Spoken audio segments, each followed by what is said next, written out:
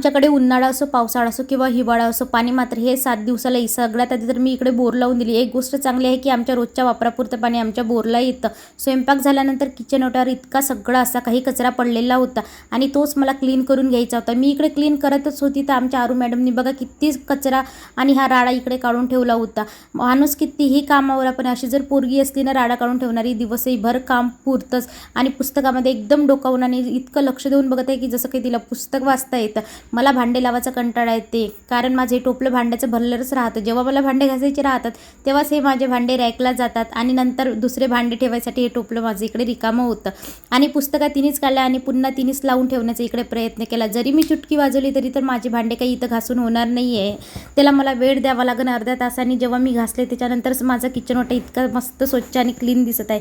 हे बाऊल दिसायला छोटं आहे पण माझे सगळे चम्मच म्हणा किंवा सगळ्या वस्तू याच्यामध्ये मावून जातात. दरवर्षी आम्हाला एक माठ आणावं लागतं कारण मागच्या वर्षीचं माठ माझ्याकडून फुटलं होतं आणि या माठात खरंच खूप मस्त आणि थंड पाणी होतं बरं का. आणि फ्रीजचं पाणी आम्ही अवॉइडच करतो कारण फ्रीजचं पाणी पित नाही आणि पाणी एकदम थंड होतं.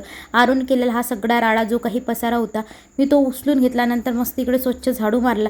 हे काम होत नाही तर माझ्या कपड्याचा ढीग वाटायचं बघत होतं की येऊन कधी घड्या घालती, म्हणून मग मी ते कपड्याच्या घड्या वगैरे घालून ठेवल्या. रानाक्षू गावाला गेले आहे. नंतर त्यांचं कपाट जे काही विस्कटलेलं होतं ते व्यवस्थित आवरून घेतलं.